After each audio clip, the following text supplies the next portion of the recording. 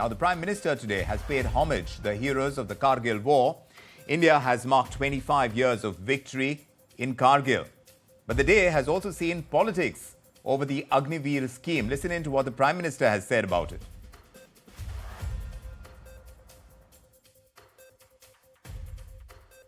ऐसा भ्रम फैला रहे हैं कि सरकार पेंशन के पैसे बचाने के लिए ये योजना लेकर आई है। मैं जरा ऐसे लोगों की सोच से शर्म आती है, लेकिन मैं ऐसे लोगों से पूछना चाहता हूं, जरा कोई मुझे बताए, आज मोदी के शासनकाल में जो भर्ती होगा, क्या आज ही उसको पेंशन देना है क्या? उसको पेंशन देने की नौबत 30 साल के बाद आएगी और तब तो मोदी 105 साल का हुआ होगा और तब न भी मोदी की सरकार होगी। क्या मोदी जब 105 साल का होगा, 30 साल के बाद जो पेंशन बचेगा, उसके लिए मोदी ऐसा राजनीतिक है जो आज गाली खाएगा? That's what we heard the Prime Minister say on an important day, which is the Kargil Vijay Diwas, the 25th one that India is celebrating today. Let's discuss this. Former consulting editor here at ET Now and defense analyst of great repute, Maruf Raza, joining us. Maruf, it's always a pleasure getting you on the show and on Business at 9. A very warm welcome.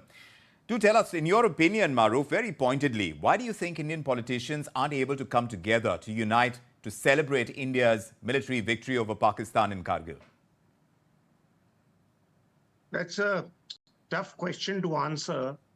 But the problem is that, there is so little good news available for us to rejoice over that something like a victory in Kargil is a piece of the pie that everyone wants.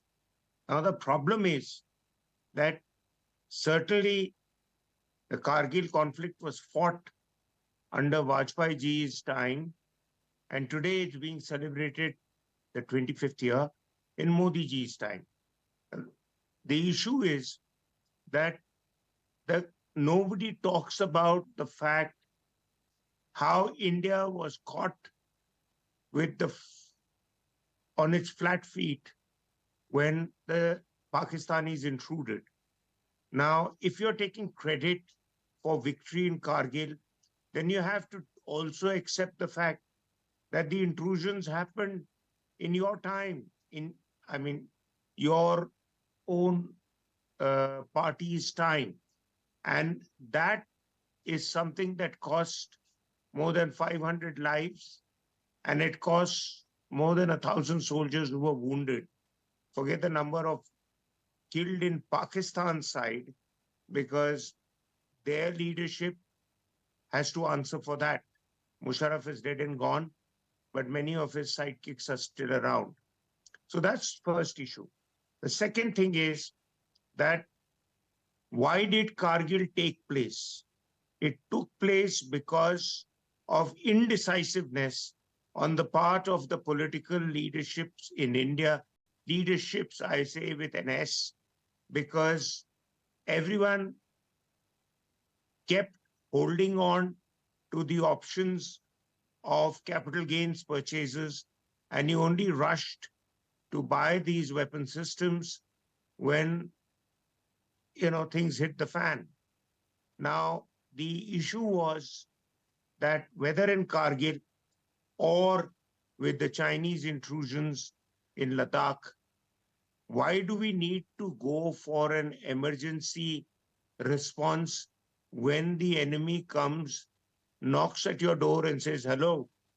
So we need to have a far more comprehensive approach instead of mudslinging at each other. National Why is that comprehensive approach missing? Why are we not able to send out a unified message, the Indian political force I'm talking about, to Pakistan through what we celebrate as Kargil Vijay Diwas? Strong messages would necessarily need to go out to any misadventure that any country, be it China or Pakistan, would even consider. Well, that's again a very good question. The thing is that, as I was saying earlier, that we need to unite under one umbrella when it is of national security and national interest, because it is nobody's case that those in the opposition feel less for guarding India's sanctity than those in power. But you have to send out a collective message. There has to be a unified meeting of the leaderships of all political parties telling Pakistan that you mess with us, you will pay a heavy price. And in this case, there are three things that Pakistan paid with. Musharraf set out to sanctify the line of control as something that he didn't want it sanctified. He wanted to question its sanctity. But Clinton, when Nawaz Sharif rushed to the US on 4th of July that year, Clinton said that we recognize the LOC as the border. And you are the intruder, you withdraw.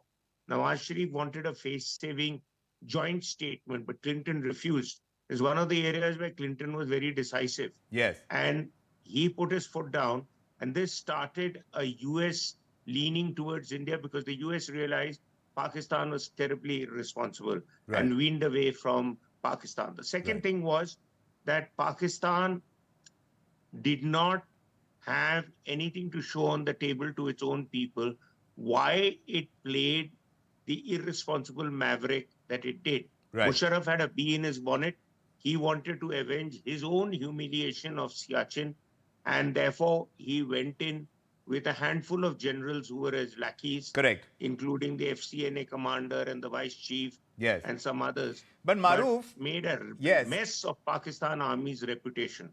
And finally, it gave a good shot in the arm to India's military reputation. And for military modernization. And you needed an event like Kargil to give us a wake-up call. Just so it did serve that need, right, Maruf? By the Chinese. That need that India had, that was served by the Kargil War. But tell us, by way of this unified message missing this time around, 25 years after victory in Kargil, how does that impact the armed forces today? When you're talking about Agniveer and all of that, when the Indian political force doesn't seem unified on an important celebratory day like this one, what is the kind of messaging that the armed forces would receive? Well, the armed forces, by tradition, I don't say by law, are bound to keep their emotions and their sentiments relatively under control and not go out and challenge the political leadership, because the Indian armed forces are a fine example of an apolitical force, which means they are non-political. And unlike Pakistan, which is the complete opposite. So the armed forces know that the drum beating these guys do, it's more for their vote banks. But the elections are just over. The results are decided. I think we could have used this opportunity to stand up and say what should have been said.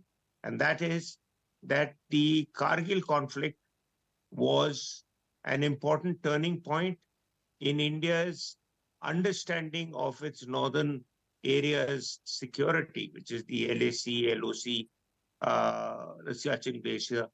And Musharraf did a favor. In fact, nobody talks about the fact that an irresponsible military leader of Pakistan was invited by Vajpayee ji and given credibility as head of state of Pakistan. He should have been very well kept outside India's borders for as long as he lived. Because he was responsible for the death of our brave men. And also, people don't recognize the fact that Musharraf got a shot in the arm to tell his people that, see, even India salutes my military adventurism. And that kind of salute to the armed forces is an important piece. Something that our political establishment would have done well by showcasing a very unified stance, a very unified message that would go out to any adversary of India on an important day like this. 25 years since the Kargil War. It was an important military victory for India, and this going missing at a time that the armed forces, we revere them, we look up to them. At this time, it would have been an important message. Maruf Raza, always a pleasure getting in your perspective. Many thanks for joining us on Business at 9. If you like this video, then like, share and subscribe to ET Now.